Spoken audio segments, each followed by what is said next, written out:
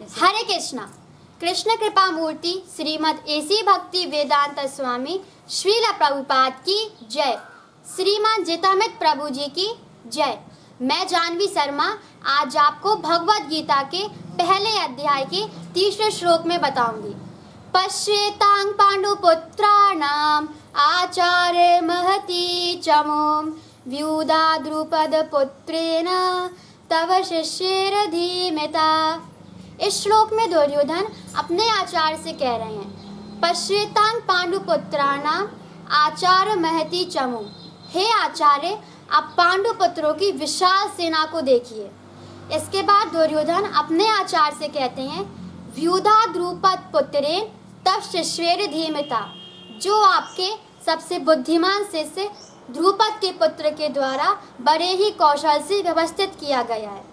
दुर्योधन एक बहुत बड़ा राजनीतिक था। उसने जानबूझकर द्रुपद का पुत्र कहा। वह धृष्टद्युम्न का सीधा नाम ले सकता था, क्योंकि वह अपने आचार्य का पूर्व स्मरण करवाना चाहता था। द्रुपद और द्रोणाचार्य बचपन के घनिष्ठ मित्र थे। द्रुपद की आकांक्षा थी कि बड़ी होकर वे अपने पिता का राज्य संभाले। द्रुपद ने कहा, मित्र, अगर बड़े होकर मुझे अपने पिता का राज संभालने को मिला, उसमें से आधा राज मैं आपको दे दूंगा। लेकिन द्रोणाचार्य एक तपस्वी ब्राह्मण थे, उन्हें राज का कोई लोभ नहीं था। आगे चलकर द्रुपद राजा हुए और द्रोणाचार्य एक निर्धन तपस्वी ब्राह्मण में ही संतुष्ट थे। एक बार द्रोणाचार्य ने अपने पुत्र अश्वत्थामा को दूध उपलब्ध करवाने के लिए विचार किया कि मैं अपने प्राचीन मित्र द्रुपद के पास जाऊंगा और उनसे एक गाय दान में लूंगा। जब द्रोणाचार्य अपने प्राचीन मित्र द्रुपद के यहाँ गए, द्रुपद ने उनका स्वागत नहीं किया, बल्कि ये कहा कि हमारे तुम्हारी मित्रता जब तक थी जब हम दोनों एक समान थे। अभी मैं राजा हूँ और तुम भिखारी। इस अपमान का द्रोणाचार्य को अत्यंत ही दुख पहुंचा। इसके बाद वे हस्तिनापुर गए और कुरु राष्ट्र के राजकुमारों को शिक्षा दी। और गुरु दक्षिणा की बात आई तो उन्होंने अर्जुन से कहा, वत्स, मैं चाहता हूं कि तुम राजा द्रुपद को मेरे सामने बंदी बनाकर लाओ। अर्जुन ने वैसा ही किया। राजा द्रुपद को अपने आचार्य के पास बंदी बनाकर ले आए। फिर द्रोणाचार्य ने कहा, मित्र, तुमने कहा था कि दोस्ती समान लोगों में होती है और मैंने अभी तुम्हारा राज्य जीत लिया है। अभी मैं राजा हूं और तुम भिखारी हो, लेकिन मैं अपने मित्र के साथ ऐसा कभी नहीं करूंगा। मैं अपने राज्य में से आधा राज्य आपको देता हूं। इसके बाद द्रोणाचार्य ने द्रुपद को छोड़ दिया। द्रुपद ईर्ष्या पूर्वक विचार करने लगा कि मैं एक ऐसा पुत्र उत्पन्न करूंगा जो द्रोणाचार्य का वध कर देगा। चूंकि द्रुपद और द्रोणाचार्य पुराने शत्रु थे, इसलिए अपने आचार्य का क्रोध उकसाने के लिए दुर्योधन ने जानबूझकर उनको स्मरण करवाया कि ये आपके शत्रु द्रुपद का पुत्र है, जो अपनी शत्रु सेना के अच्छे से नेतृत्व कर रहा है।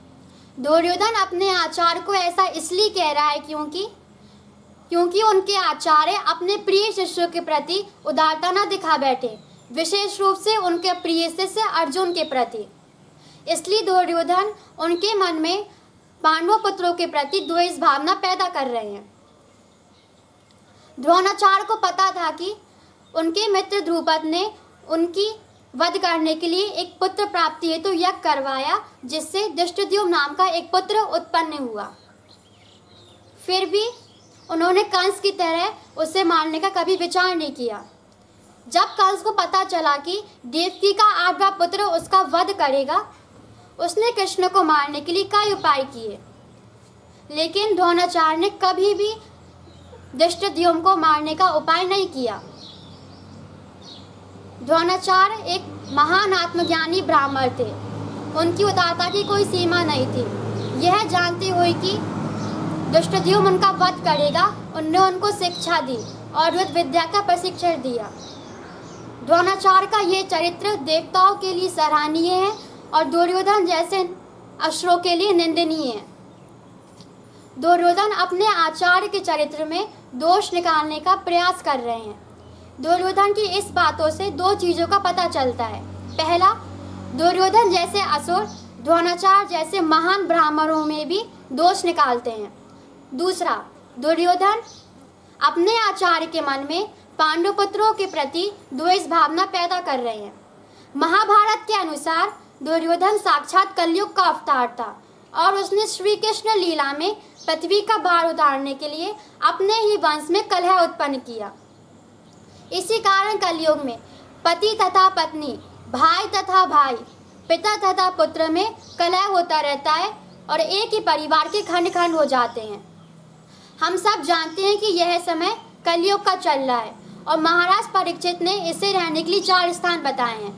पहला नशा, दूसरा व्यभिचार, तीसरा जुआ और चौथा मांसाहार। जो लोग इन 4 स्थानों से दूर नहीं रहते तथा हरे कृष्ण महामंत्र का जप नहीं करते, उनके मन में सदैव ही कलह करने का विचार उत्पन्न होता रहता है।